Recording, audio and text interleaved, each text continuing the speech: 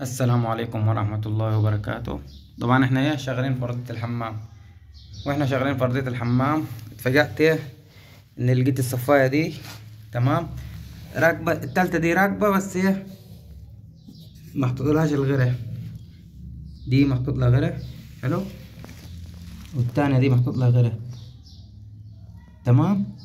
التالتة دي محطوط لهاش غيره. بسبب دي ممكن الواحد يكسر الشقة دي كلها بسبب حاجة تافهة زي دي. هو مش عارف المية جاية منين، بتسرب، هتبوظ السقف وهتبوظ الحديد وهتكسر الدنيا خالص. فحاجة زي كده المفروض الواحد ياخد باله منها. حاجة صغيرة تافهة مش هتاخد من وقتك دقيقتين لو عملتها بالغيره. فياريت الواحد يخلي باله ويراعي ربنا في شغله. تمام. بس فدي الحاجة التانية الصفاية التانية. الصفاية التانية دي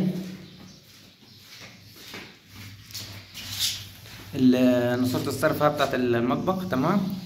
نازلة محطوط، دي محطوط عشان الريحة، تمنع الريحة اللي هي جاية من البيارة أو الخزان. تمام. فهي معمولة عكس كده. بالتالي اللي هتلاقي الشقة زي كده لو فيها ريحة ولا حاجة تلاقيها جاية من دي. فالمفروض دي تبقى لفة كده، فهو نسي وعملها العكس. فدي برضو حاجة المفروض واحد الصناعي ياخد باله منها.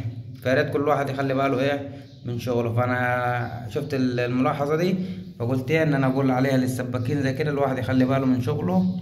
وجزاكم الله خير. بس يعني الواحد المفروض يخلي باله. دي كده ملهاش لازمة زي قلتها.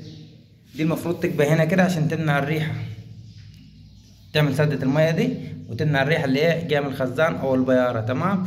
فياريت كل واحد يخلي شغله من باله من شغله. بس وزي ما حضراتكم شايفين شغلنا.